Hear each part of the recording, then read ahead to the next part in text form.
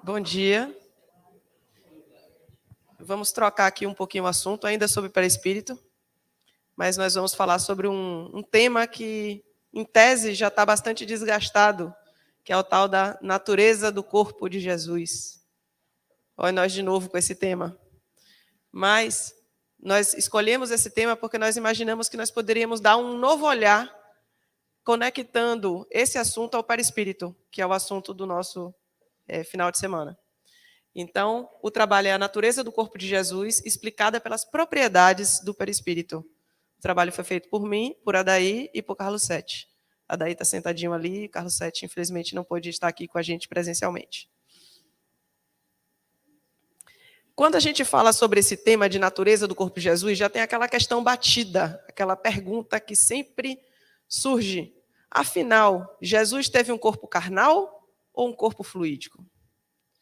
E eu fiz questão de trazer essa pergunta aqui, porque eu imagino que, pelo menos foi a sensação que eu tive, eu imagino que muitos de vocês tenham essa mesma sensação. Essa é uma pergunta super fácil de ser respondida por um espírita. No entanto, o que talvez passe desapercebido é o seguinte: o ou induz a gente a escolher uma opção. Ou ele tem um corpo carnal, ou ele tem um corpo fluídico.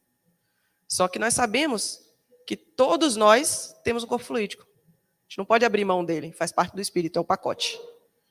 E esse corpo fluídico, que no caso de Jesus, segundo o Espiritismo, se ligou ao corpo carnal. Então a pergunta tem uma simplificação, uma super simplificação, que faz a gente acabar se afastando da visão do perispírito na doutrina. Então Jesus teve o corpo carnal e um corpo fluídico. A pergunta, para ela ficar perfeita, seria o seguinte: como é que Kardec analisou os 4 evangelhos? Isso na Revista Espírita de 66. Ele fez o seguinte, ele disse que Rusteng tinha dado ao Cristo, em vez de um corpo carnal, um corpo fluídico concretizado. E essa palavra ela não pode ser perdida. Então, foi o corpo fluídico concretizado que substituiu o corpo carnal. Então, em ambos os casos, ele estaria com o corpo fluídico. Num dos casos, ele transformaria o corpo fluídico em algo materializado. No outro caso, ele conectaria com o corpo carnal. E é isso que fez dele um agênere. E aí despertou a gente a curiosidade de fazer o seguinte, de estudar sobre aparições tangíveis. Então veja que às vezes um tema já desgastado, um tema já muito batido, pode ter um novo olhar, uma nova forma de enxergar. E foi nesse caminho que a gente seguiu. Fomos então analisar momentos controversos na vida de Jesus. Escolhemos 3. A concepção, o desaparecimento misterioso do corpo no sepulcro, e a aparição para algumas pessoas após a morte. São momentos em que as explicações podem ser diferenciadas de acordo com quem que a gente está lendo. No caso aqui, a gente está pegando Rusteng e Kardec. E o objetivo da gente era olhar o papel do perispírito nessa história, né? Dentro das possibilidades que seriam a aparição tangível, a gênero e encarnação. E também a gente resolveu fazer uma outra investigação. Imagine o seguinte: Rusteng começou no Espiritismo em 61, quando ele falou com Kardec, ele estava no início do Espiritismo. Em 66, quando eu estou falando 61, 66, é século XIX, 1861, 1866. Então, em 1866, ele lançou os 4 evangelhos. Então, ele passou aí alguns anos elaborando o trabalho. Só que a doutrina espírita já vinha, desde a primeira publicação, em 1857, falando coisas. Será que quando Rusteng começou a investigar sobre o conteúdo dos 4 evangelhos, a receber aquelas comunicações, será que a doutrina espírita já tinha amadurecido o suficiente o assunto das aparições tangíveis, a ponto de Rusteng ou qualquer um de nós poder estudar o que já existia disponível e chegar à conclusão de que aquela teoria não era válida? Ou será que na hora que ele chegou lá ainda não estava maduro o suficiente? É fácil falar em retrospectiva. Difícil é você ver, no momento em que, no calor da emoção, o cara está estudando um assunto, será que tinha conteúdo suficiente para ele negar aquela coisa de cara ou não? A gente resolveu fazer essa análise. É uma análise da doutrina, no caráter progressivo da doutrina, sabendo que a gente, à medida que os livros vão sendo publicados, o conteúdo doutrinário vai sendo ampliado. Então, a gente viu que na introdução dos 4 evangelhos, Rusteng diz que tinha lido o livro dos Espíritos e o livro dos Médiuns. Então, a gente partiu do princípio de que ele tinha que ele teve acesso a esse conhecimento. E nós somamos na nossa pesquisa os artigos da Revista Espírita de 58 a 61. Seria qual o máximo? A pessoa que realmente está dedicada a estudar e olhou todo o conteúdo, o que será que ela teria acesso? E aí a gente viu o seguinte, que na proposta de Rusteng para um corpo fluídico tangível, alguns autores já haviam feito estudos a respeito desse assunto. A gente destacou 3, porque dos 5 que a gente encontrou, 2, na verdade, debateram com outras obras que não a de Rusteng, com pessoas que falaram o mesmo conteúdo de Rusteng. Então, a gente pegou Luciano Costa, em Kardec não Rusteng, pegou Herculano Pires em O Verbo e a Carne, e Paulo Neto, em Os Quatro Evangelhos, obra publicada por Rusteng, seria a revelação da revelação. Então, qual a ideia? A gente queria ver como é que as pessoas tinham trabalhado essa refutação. Porque que está refutado, ninguém tem dúvida. A questão é como é que as pessoas argumentaram sobre essa refutação.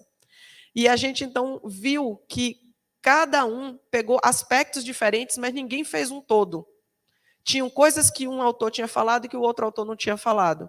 E a gente resolveu, então, com o nosso trabalho, fazer o somatório desse conjunto de coisas e trazer coisas que eles não tinham trazido. Então, nós analisamos 11 trechos da obra de Rusteng e levantamos completamente o tema aparição tangível e agênere em Kardec. Tudo que foi falado sobre aparição tangível e agênere. E aí, aqui eu vou trazer apenas um exemplo do aspecto da concepção de Jesus, para vocês verem qual foi o resultado do caminho, numa refutação muito direta e que não necessariamente é a mais falada. Bem, o que é que o Rusteng partiu? Ele partiu do pressuposto de que a concepção de Maria era virgem, ou seja, Maria era virgem quando ela concebeu. Então, a concepção não havia sido com a participação de José. E que, por isso, essa concepção não poderia ser real. E aí, partindo desse princípio, é natural que ele diga, bem, uma concepção que não é como nós trabalhamos na humanidade, ela não poderia gerar um corpo e material humano, porque ele só pode acontecer em decorrência do envolvimento dos dois sexos. Então, o pré-requisito que ele trouxe prendeu ele num caminho de raciocínio. E daí ele disse, olha, perdão, pulei aqui.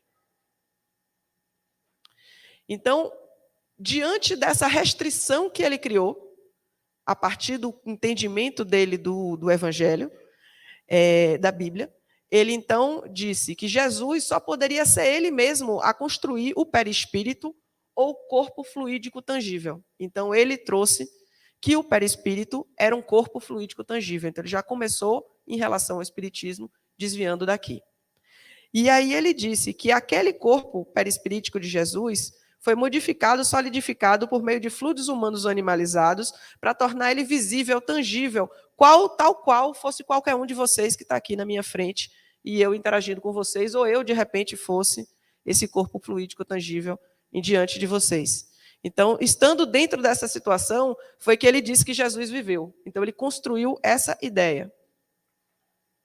Agora, quando a gente vai para Kardec, a gente começa a ver que a história não é bem assim. Veja que o próprio Kardec, quando leu, ele buscou enquadrar essa tal de materialização em alguma coisa que existisse no Espiritismo.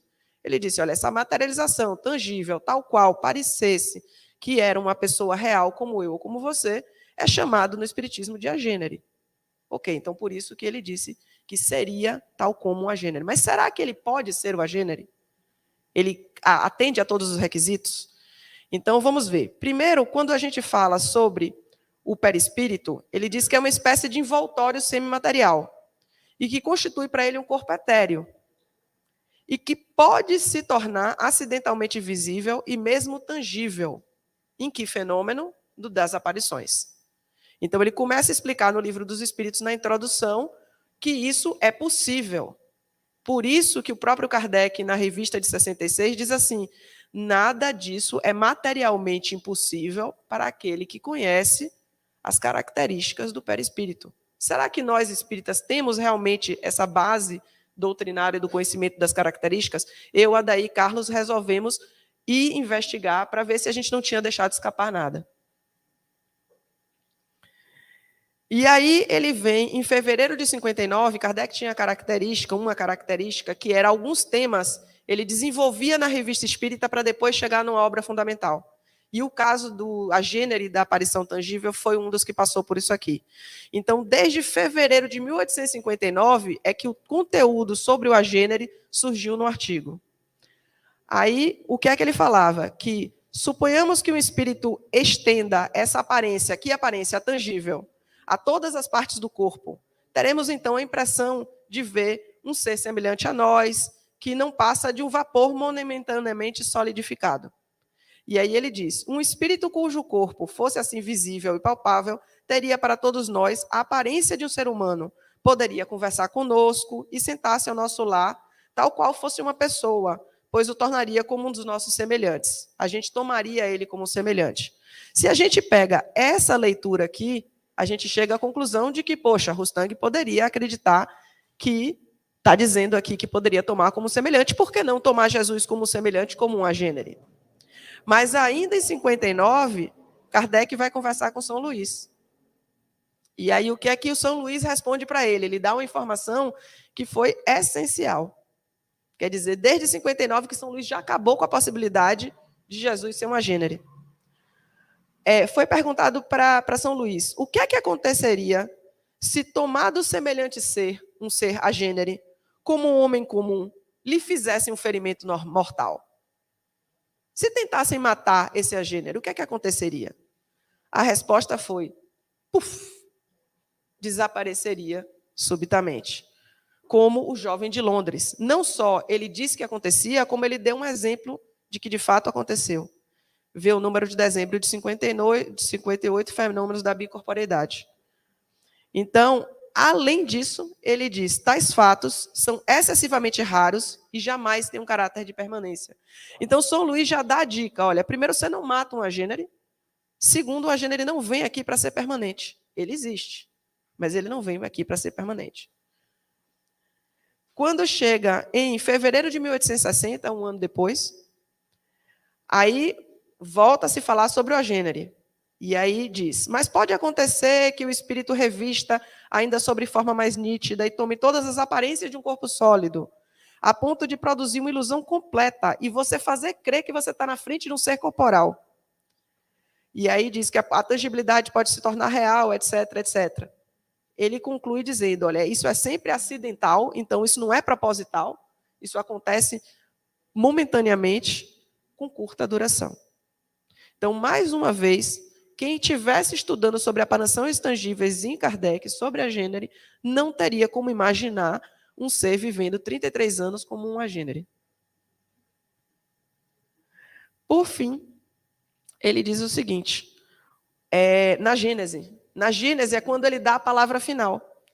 Só que a gente vê que na palavra final que ele deu, ele não trouxe nenhuma novidade. Então, não foi algo que Kardec não tinha desenvolvido, Rustang trouxe, depois Kardec evoluiu. Não, já havia essa evolução da doutrina espírita.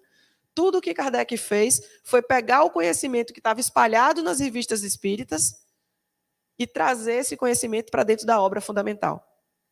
Onde ele disse, o corpo carnal tem as propriedades inerentes à matéria propriamente dita, propriedades que diferem da dos fluidos etéreos. Um instrumento cortante, outro qualquer, que penetra um corpo fluídico, seria os pregos, seria a coroa de espinhos, seria mais o quê? Qualquer outra coisa que tivesse sido infligido contra Jesus, penetra no corpo fluídico como se penetrasse numa massa de vapor, sem lhe ocasionar qualquer lesão. E por isso que ele não pode morrer os corpos dessa natureza, e que os seres fluídicos designados pelo nome de A Gênere não podem ser mortos. Então, como foi que Kardec acabou com a possibilidade de Rustang de trazer um corpo fluídico para Jesus? Foi usando a característica do A Gênese que ele não pode ser morto, que foi uma característica que se percebeu desde o início da doutrina espírita. Então, é interessante a gente observar que a doutrina espírita, embora seja progressiva, e ser progressiva é uma característica positiva para ela, existem elementos que são respondidos desde o início. Esse é um exemplo. Foi algo que a gente teve desde o primeiro contato com a aparição tangível, tanto que tem muito pouca coisa de aparição tangível na obra kardeciana. Por quê? Porque já foi amadurecido desde o início. E aí, essa é uma possível alegação. Quando alguém perguntar a você, Afinal, Jesus teve um corpo carnal ou um corpo fluídico? Resposta número 1, ele teve os dois. Agora, o corpo fluídico dele não materializou. Ele usou um corpo carnal, porque se ele tivesse tido um corpo fluídico concretizado, ele não poderia morrer. Veja com quão poucas palavras a gente consegue simplesmente acabar com toda uma história que fica aí há décadas se discutindo. Ainda tem quem discuta o assunto. Então, a nossa conclusão foi que, sim, em 1861, se Rustang tivesse prestado atenção, ou qualquer um que prestasse atenção, ao que Kardec ensinou sobre a gênese, jamais proporia um corpo fluídico concretizado. Ele estava numa situação difícil, porque ele pressupôs que Maria era virgem, e isso restringiu as possibilidades do que ele poderia desenvolver. Então, ele aí caiu nessa casca de banana. E que a aparição tangível, além de não poder morrer, é um fenômeno temporário, isso foi dito reiteradas vezes. E existe uma coisa em que Rustang e Kardec concordam. Após a morte de Jesus, os dois acham que foi uma aparição tangível. Então, eu agradeço a vocês pelo tempo e por me ouvir.